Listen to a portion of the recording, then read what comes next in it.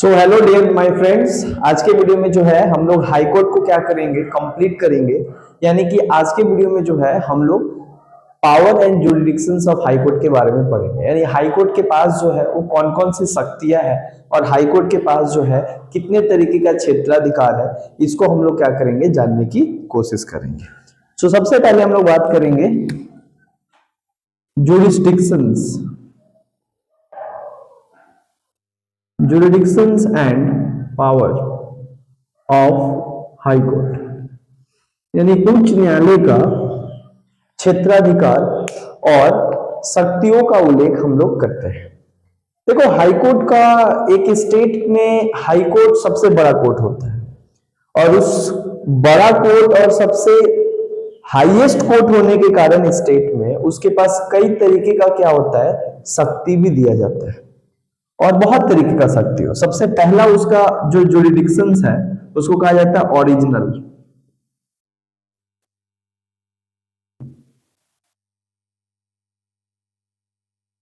Original jurisdictions क्या होता है? ओरिजिनल जुरिडिक्शंस, हाई कोर्ट का ओरिजिनल जुरिडिक्शंस का मतलब क्या होता है? ओरिजिनल जुरिडिक्शंस को हिंदी में कहा जाता है प्रारंभिक क्षेत्राधिकार। उच्च न्यायालय का जो प्रारंभिक क्षेत्राधिकार है ये एक तरीके का जो है हाई कोर्ट का एक बाउंड्री है। हाई कोर्ट का एक क्या है, एरिया है, जिस एरिया में आने वाले जितने भी केसेस होते हैं वो डायरेक्ट हाई कोर्ट में जो है आप रख सकते हो। आपको किसी दूसरे और निचले अदालतों में जो है जाने की जरूरत नहीं होता है। यानी original jurisdictions is that kind of jurisdictions of high court where you can directly approach and you can directly bring your case to the high court.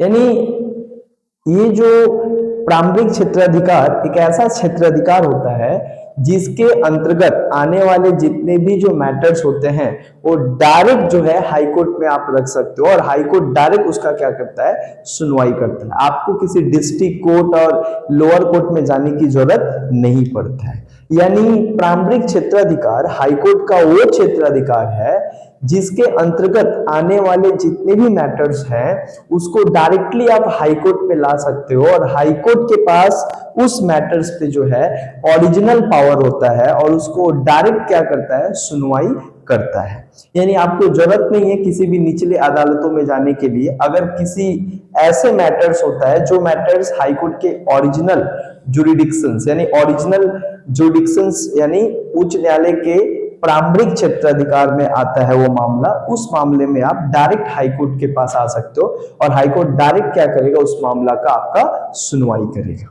अब देखते हैं कि इस ओरिजिनल जुरिडिक्शंस के अंतर्गत वो कौन कौन से मामले आते हैं जो मामला डायरेक्ट हाई कोर्ट जो है सुनवाई करता है और डायरेक्ट हाई कोर्ट में रखा जा सकता है। तो सबसे पहला मामला आता है मैटर्स रिलेटेड। कौन कौन सा मैटर्स इसके अंतर्गत आता है? सबसे पहला मैटर्स आता है कॉन्टेम्प्ट ऑफ कोर्ट।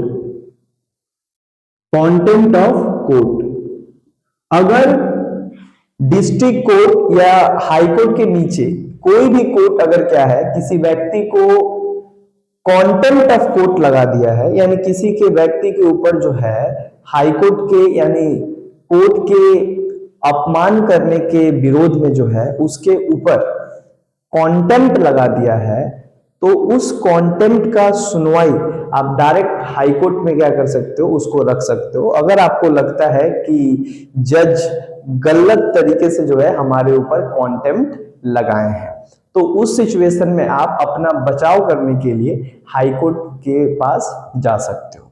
और हाई कोर्ट के अंतर्गत ये प्रारंभिक क्षेत्राधिकार के अंतर्गत ये मैटर आता है और हाई कोर्ट इसको क्या करेगा, सुनवाई करेगा। कॉन्टेम्प्ट ऑफ कोर्ट दो तरीके का होता है, एक सिविल कॉन्टेम्प्ट होता है, एक क्रिमिनल कॉन्टेम्प्ट होता है। ये जज का डिक्शनरी पावर होता है कि अगर कोई उनके कोर्ट में आके बकवास करता है या कोर्ट का डिग्निटी और गरिमा और इज्जत और सम्मान प्रतिष्ठा को क्या करता है, ताक पर रखने का कोशिश करता है या ताक पर रख देता है अपने बातों से, अपने हरकतों से, तो उस टाइम पे कोर्ट की डिग्निटी को बनाए रखने के लिए जज के पास पावर होता है कि उस व्यक्ति पे जो है कार्रवाई कर सके कॉन्टेम्प्ट ऑफ कोर्ट लगाकर। अगर किसी व्यक्ति के साथ किसी व्यक्ति पे कॉन्टेम्प्ट ऑफ कोर्ट लगाया गया है किसी भी कोर्ट के द्वारा स्टेट के अंतर्गत, तो हाई कोर्ट में डायरेक्ट अपना मामला रख सकता है। दूसरा मैटर्स आता है revenue related, revenue collection related. अगर राजस्व वसूली यानी जो टैक्स कलेक्शन को लेकर अगर किसी भी तरीके का वाद विवाद आता है, सेंट्रल गवर्नमेंट, स्टेट गवर्नमेंट या किसी भी तरीके के टैक्स को कलेक्ट करने में क्या होता है, कोई भी दिक्कत या कोई भी वाद विवाद खड़ा होता है, तो इस वाद विवाद को भी जो है आप हाई कोर्ट में डायरेक्ट आप क्या कर सकते हो, रख सकते हो, क्योंकि ये हाई कोर्ट के ओरिजिनल जुडिक्शंस में आता है। तीसरा मैटर्स होता है एडमायरेबिलिटी, इसको कहा जाता है एडमायरेबिलिटी। ये एडमायरेबिलिटी का मतलब होता है नौसेना संबंधित। नौसेना मतलब नेवी। अगर क्या है, इंडियन नेवी से संबंधित कोई मामला है, यानी शिप से संबंधित, वेसल से संबंधित कोई जहाज को लेकर वाद विवाद है, तो उस मामला को भी आप सीधा हाई कोर्ट में ला सकते हो। कुछ और मैटर्स आते हैं हाई कोर्ट में, जैसे फंडामेंटल राइट्स। अगर कोई व्यक्ति का मौलिक अधिकार का कोई व्यक्ति क्षति पहुंचाया है या उस मौलिक अधिकार को छीनने का कोशिश किया है, तो उस संबंध में भी आप डायरेक्ट फंडामेंटल राइट्स का अगर मामला है तो सुप्रीम कोर्ट में डायरेक्ट आप जा सकते हो और सुप्रीम कोर्ट उसका डायरेक्ट क्या करेगा, सुनवाई करेगा। तो ये इन तमाम तरीके का क्या है, मैटर्स है, जिस मैटर्स में सुप्रीम कोर्ट, हाई कोर्ट जो है डायरेक्टली क्या करता है, सुनवाई करता है, क्योंकि ये सभी मैटर्स जो है हाई कोर्ट के ओरिजिनल जुरिडिक्शंस के अंतर्गत आता है, राइट। ये इन तमाम मैटर्स अगर आपके पास या आपसे ये तमाम मैटर्स जुड़े हुए हैं, तो आपको डिस्ट्रिक्ट कोर्ट और लोअर कोर्ट में जाने की जरूरत नहीं है। आप डायरेक्ट क्या कर सकते हो, हाई कोर्ट अप्रोच कर सकते हो। ठीक है, अब आगे बात करते हैं हाई कोर्ट का दूसरा जो जुरिडिक्शंस है वो होता है एपीलेट। इसको कहते हैं एपीलेट जुरिडिक्शंस। हाई कोर्ट के पास जो है एपीलेट जुरिडिक्शंस होता है, इसको कहते हैं अपीलीय क्षेत्राधिकार। यानी ओरिजिनल जुरिडिक्शंस वे जुरिडिक्शंस होते हैं जहां पे कुछ ऐसे मैटर्स जो डायरेक्ट हाई कोर्ट में पेश किया जा सके, डायरेक्ट हाई कोर्ट में लाया जा सकता है। लेकिन कुछ ऐसे भी मैटर्स होते हैं जो मैटर्स को आप डायरेक्ट हाई कोर्ट में नहीं ला सकते हो, उस मैटर्स को आपको पहले निचले अदालतों में ले जाना होता है, और वहां से अगर उन अदालतों के डिसीजन पे आप अगर राजी नहीं है तो आप उसको हाई कोर्ट अप्रोच कर सकते हो, लेकिन अपील के माध्यम से, डायरेक्ट नहीं आ सकते हो। पहले निचले अदालत, देन उसके बाद हाई कोर्ट में वो मैटर्स को रखा जाता है। तो उस तरीके के क्षेत्राधिकार और उस तरीके के विषय, जिन विषयों को डायरेक्ट हाई कोर्ट में नहीं लाकर पहले निचले अदालतों के थ्रू हाई कोर्ट में लाया जाता है, तो उन शक्ति और उस क्षेत्राधिकार को हाई कोर्ट का क्या कहा जाता है, एपीलेट जुडिक्शंस कहा जाता है। हिंदी में कहा जाता है अपीलीय क्षेत्राधिकार। यानी अपीलीय क्षेत्राधिकार उच्च न्यायालय का वो क्षेत्राधिकार है जिन मामलों को आप सीधे हाई कोर्ट में नहीं ला सकते हो, उन मामलों को आपको अपील के द्वारा डिस्ट्रिक्ट कोर्ट के माध्यम से आपको हाई कोर्ट में आप पेश कर सकते हो। वो मैटर्स भी हाई कोर्ट सुनेगा, लेकिन पहले डिस्ट्रिक्ट कोर्ट के सुनने के बाद अगर आप खुश नहीं हो तो उस मैटर्स को आप लेकर अपील कर सकते हो हाई कोर्ट में। ठीक है, अब कौन कौन सा मैटर्स होता है? सबसे पहला मैटर्स होता है सिविल, यानी दीवानी। अगर कोई दीवानी मामला है, यानी संपत्ति से रिलेटेड कोई मामला है, डाइवोर्स है, मैरिज है, ये तमाम चीज से रिलेटेड अगर कोई सिविल मैटर्स है, सिविल मतलब जैसे में कोई मर्डर फर्डर नहीं, बड़ा ही नॉर्मल मैटर्स होता है, जहां पे चोरी हो गया, जहां पे एक तरीके का प्रॉपर्टी इश्यूज हो गया है ना, मैरिज हो गया, ये तमाम मामला जो है आप सिविल मैटर्स में ला सकते हो। अगर डिस्ट्रिक्ट कोर्ट में मामला गया, उस मामला उसका जो भी फैसला आया, अगर आप खुश नहीं हो तो आप हाई कोर्ट में अपील कर सकते हो। ये हो गया सिविल मैटर्स। एक और मैटर्स आता है, इसको कहते हैं क्रिमिनल। अच्छा, क्रिमिनल मैटर्स भी जो है आप अपील के जरिए हाई कोर्ट में रख सकते हो, सीधे नहीं रख सकते हो। अब क्रिमिनल मैटर्स में एक होता है कि अगर कोई डिस्ट्रिक्ट कोर्ट या कोई लोअर कोर्ट, डिस्ट्रिक्ट कोर्ट ही पकड़ो, अगर कोई डिस्ट्रिक्ट कोर्ट, कोई है क्या, एक मिनट,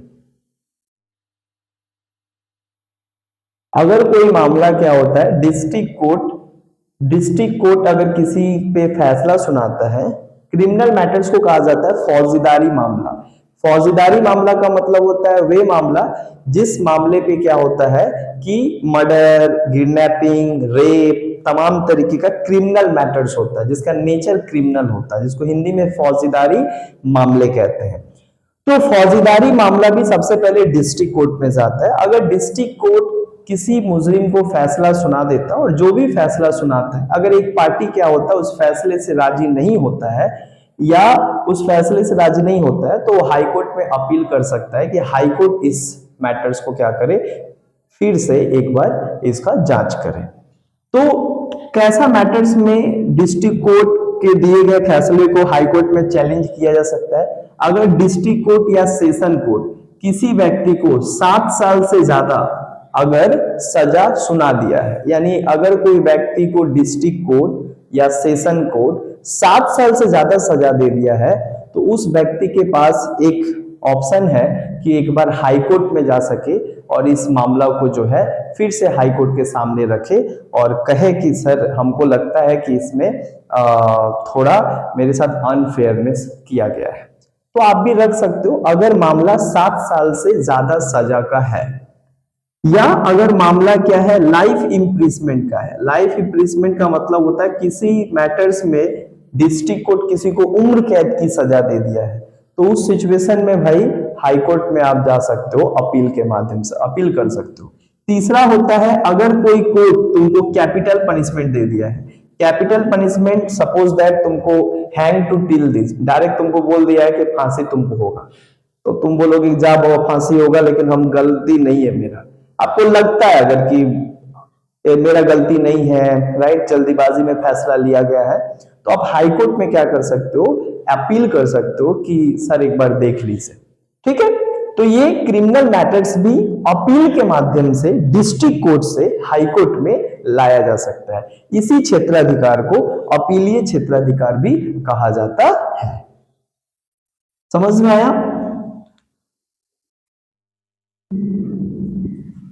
अपीलीय क्षेत्राधिकार के बाद एक और पावर आता है हाई कोर्ट को, इसको कहते हैं रीट जुरिडिक्शंस। क्या कहा जाता है? रीट जुरिडिक्शंस। अब ये रीट जुरिडिक्शंस क्या होता है? इसको हम लोग कहते हैं लेखीय क्षेत्राधिकार।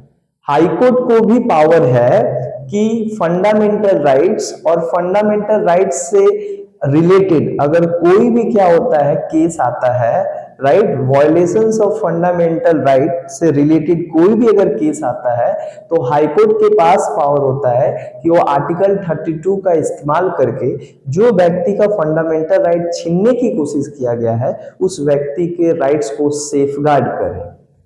और इसके लिए हाई कोर्ट के पास अधिकार है 5 तरीके का रीट जारी कर सकता है। अब ये कैसे होता है इसको हम यहाँ पे समझाते हैं। रीट जुरिडिक्शंस क्या है? REET jurisdictions basically high court का एक एक्सक्लूसिव पावर बोल सकते हैं, जो कि आर्टिकल 226 में मेंशन है।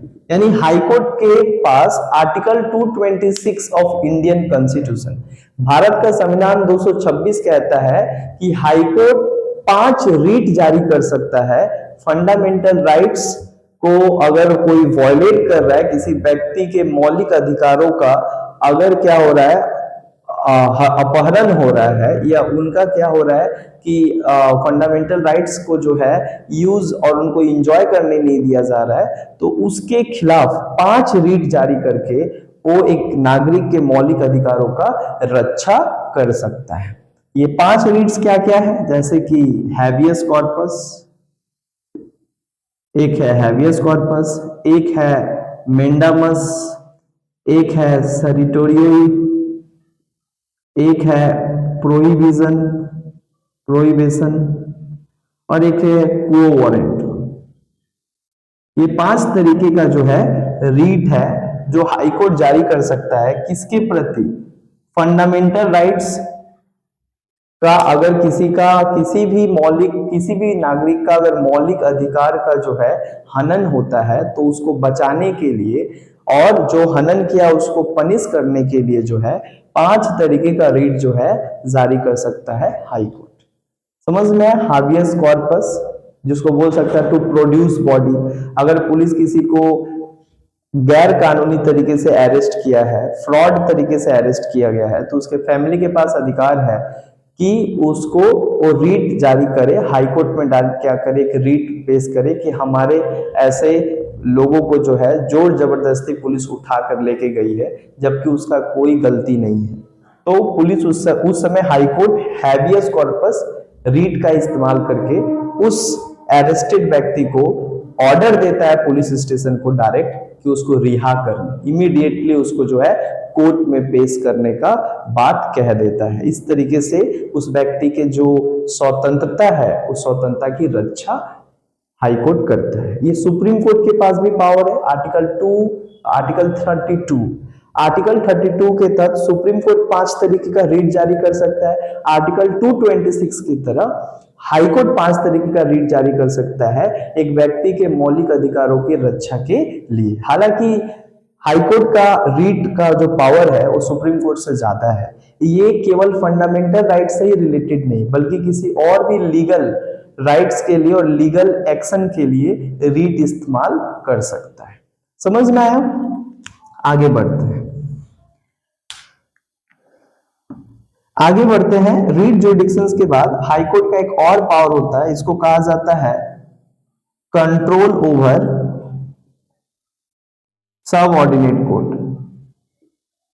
Control over subordinate court. High court जो है हाई कोर्ट स्टेट का सबसे हाईएस्ट और सुपीरियर और एपेक्स कोर्ट होने के नाते हाई कोर्ट के नीचे जितने भी कोर्ट आते हैं उन तमाम कोर्टों के ऊपर पूरा नियंत्रण किसका होता है? हाई कोर्ट होता है। और हाई कोर्ट इन कोर्टों को नियंत्रण रखने के लिए वहां के जो जज होते हैं, वहां के जितने स्टाफ होते हैं, उनको ट्रांसफर, उनका अपॉइंटमेंट और उनके ऊपर निगरानी रखना और उनको छुट्टी देने का काम भी जो है हाई कोर्ट करता है। यानी एक डिस्ट्रिक्ट जज की जो नियुक्ति होती है और भी लोअर कोर्ट में जितने भी जुडिशियल ऑफिसर काम कर रहे हैं उनका नियुक्ति से लेके प्रमोशन से लेके छुट्टी से लेके सब कुछ नियंत्रण कौन करता है? देखरेख कौन करता है? वो देखरेख करता है हाई कोर्ट।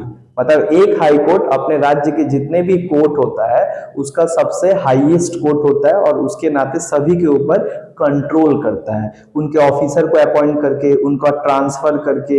समझ में आ रहा है? काम ठीक ठाक से कर रहे हैं कि नहीं इसका देखरेख करके, ये तमाम चीज काम काज करने का अधिकार किसको है? हाई कोर्ट के पास है। तो यहाँ पे समझ में आया कि किस तरीके से उच्च न्यायालय अपने अंदर आने वाले जितने भी अधीनस्थ न्यायालय और निचले न्यायालय हैं उन सभी न्यायालयों के ऊपर क्या करता है? नियंत्रण रखता है और नजर रखता है। साथ ही साथ एक पावर है जुडिशियल रिव्यू। क्या है? Judicial review. हाई कोर्ट के पास भी क्या होता है? न्यायिक पुनर्लोकन का अधिकार होता है या न्यायिक समीक्षा का अधिकार होता है।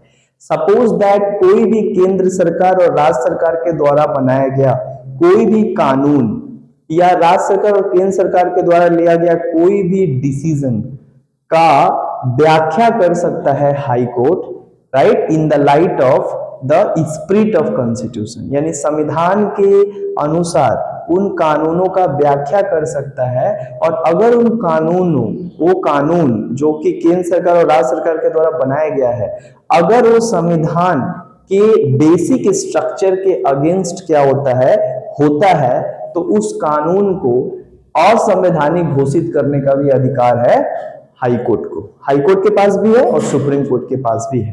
यानी हाई कोर्ट के पास इतना पावर होता है कि वो राज्य सरकार और केंद्र सरकार के द्वारा बनाया गया कानून को भी असंवैधानिक घोषित कर सकता है अगर उस कानून में वो पाता है कि ये संविधान के किसी एक बेसिक और फंडामेंटल चीज को क्या कर रहा है? उल्लंघन कर रहा है। ये पावर होता है, इसको कहते हैं जुडिशियल रिव्यू, जिससे हमको प्रोटेक्ट करता है सरकार के आर्बिट्रेरी पावर से। Judicial review Kesavananda Bharati case में सुप्रीम कोर्ट किया, तो बहुत बार क्या होता है ये लोग करते हैं। जुडिशियल रिव्यू ये भी होता है कि जुडिशियल रिव्यू में ये भी होता है कि वे अपने डिसीजंस को क्या कर सकते हैं, चेंज कर सकते हैं। ठीक है, अपने दिए गए पिछले डिसीजन को वो फिर से री इंटरप्रेट कर सकते हैं। तो न्यायिक पुनर्लोकन अधिकार समझ में आया कि किसी भी बिल या किसी भी लॉ या किसी भी ऑर्डर को ये क्या कर सकते हैं, जांच कर सकते हैं, और जांच में अगर पाते हैं कि संविधान के खिलाफ है तो उसको क्या कर सकते हैं, उसको इलीगल, अनकॉन्स्टिट्यूशनल, वॉइड और नल घोषित कर सकते हैं। ये पावर होता है हाईकोर्ट के पास है। इसीलिए केंद्र सरकार, राज्य सरकार कभी लगता नहीं है, जानता है भाई एकरा पास पावर है, हाईकोर्ट के पास इतना खतरनाक, तो सुप्रीम कोर्ट के पास भी यही पावर है। ठीक है ना। आगे क्या होता है, एक और पावर होता है जुडिशियल रिव्यू के बाद, एक और पावर होता है हाईकोर्ट के पास, अ कोर्ट ऑफ रिकॉर्ड। क्या होता है, अ कोर्ट ऑफ रिकॉर्ड, यानी जो हाई कोर्ट होता है वो सुप्रीम कोर्ट के ही तरह एक अभिलेख न्यायालय होता है। All the decision and proceedings of high court are written and recorded for as a testimony for the lower courts. यानी हाई कोर्ट जितना भी डिसीजन देता है और जितना भी इसका प्रोसीजर है, राइट, वो सब कुछ रिकॉर्डेड होता है, और वो सारा डिसीजन और सारा जितना भी हाई कोर्ट का प्रोसेस है, जो भी दिया गया डिसीजन है, उस डिसीजन को रिकॉर्ड के रूप में जो लोअर कोर्ट होता है वो उसी के अनुसार उस मैटर्स को क्या करता है, सॉल्व करता है। यानी हाई कोर्ट के द्वारा कहा गया बात और दिया गया डिसीजन बाकी निचले अदालतों के लिए वो कानून बन जाता है, वो प्रेसिडेंट बन जाता है, वो नजीर बन जाता है, और उस नजीर और उस स्टेटमेंट के आधार पे ही वो नीचे बैठकर जो है वैसे मामलों का निपटारा करते हैं। ये होता है कोर्ट ऑफ रिकॉर्ड। उसके बाद बात बताया जाए तो हाईकोर्ट के पास सुप्रिटेंडेंट पावर भी है, यानी उसके पास एक प्रशासनिक शक्ति भी है। उस एक हाईकोर्ट के नीचे जितने भी कोर्ट आते हैं और जितने भी एडमिनिस्ट्रेटिव ट्रिब्यूनल आते हैं, यानी एडमिनिस्ट्रेटिव मैटर्स को सुलझाने के लिए जो एडमिनिस्ट्रेटिव ट्रिब्यूनल काम करता है, उन दोनों के ऊपर, कोर्ट और एडमिनिस्ट्रेटिव ट्रिब्यूनल दोनों के ऊपर हाईकोर्ट का पूरा पूरा क्या होता है, कंट्रोल होता है। वो किसी भी मामले को जो है ट्रांसफर करके अपने पास ला सकता है। सपोज दैट हाई कोर्ट को लगता है कि वो मैटर्स जो है वो कोर्ट सुन रहा है, तो उस कोर्ट को डायरेक्ट जो है बोलकर अपने पास वो मैटर्स को रेफर करवा सकता है, और किसी को भी हाई कोर्ट क्या कर सकता है, पनिश कर सकता है। हाई कोर्ट के पास भी होता है सुओ मोटो। सुओ मोटो क्या होता है, हाई कोर्ट अगर कोई मैटर्स को देखता है, हाई कोर्ट किसी भी कोर्ट के डिसीजन को या कोई व्यक्ति अगर कोई बात कर रहा है पब्लिक इंटरेस्ट का, तो उसको देखकर हाई कोर्ट उसका खुद ही सुनवाई कर सकते हैं। यानी जज अगर दिख जाता है कि ऐसा मैटर आ रहा है, उस मैटर्स को कोई लॉज करे चाहे ना करे, वो हाई कोर्ट ही क्या करता है, लॉज कर लेता है और वो उसके ऊपर सुनवाई करता है। ये तमाम पावर होता है हाईकोर्ट के पास। इसीलिए हाईकोर्ट को कहा जाता है हमारे देश में कि ये बहुत शक्तिशाली, और इसका भी काम होता है, high court is the protector of the fundamental rights of citizen. ये नागरिकों के मौलिक अधिकारों का रक्षक होता है, साथ ही साथ ये संविधान का भी क्या करता है, रक्षा करता है। ठीक है, अनकॉन्स्टिट्यूशनल घोषित करके किसी बिल, जो बिल संविधान के खिलाफ है, उसको असंवैधानिक घोषित करके ये संविधान को भी क्या करता है, बचाता है। ठीक है, तो ये इस तरीके से हमारा हाईकोर्ट हम लोग आज समझे कि हाईकोर्ट के पास क्या क्या पावर होता है। सो हाईकोर्ट के पास ये तमाम पावर होता है जो हम लोग एक लाइन से करके डिस्कस किए। Original power, appellate power, writ power, subordinate के ऊपर नियंत्रण, judicial review, court of record, superintendent power, ये तमाम तरीके का पावर जो है हाईकोर्ट के पास होता है। हाईकोर्ट के पास ये भी पावर होता है कि अगर कोई स्टेट इलेक्शन में कोई गड़बड़ी हुआ या पार्लियामेंट के इलेक्शन में अगर कोई गड़बड़ी हुआ, तो उस मैटर्स को भी क्या कर सकता है, डायरेक्टली सुनवाई कर सकता है। समझ में आया? सो इसी के साथ हमारा ये आज का टॉपिक कंप्लीट हुआ हाई कोर्ट का। अब नेक्स्ट कौन सा टॉपिक पे हम वीडियो बनाएं, ये आप कमेंट करके मेरे को जरूर बताना। धन्यवाद बहुत बहुत।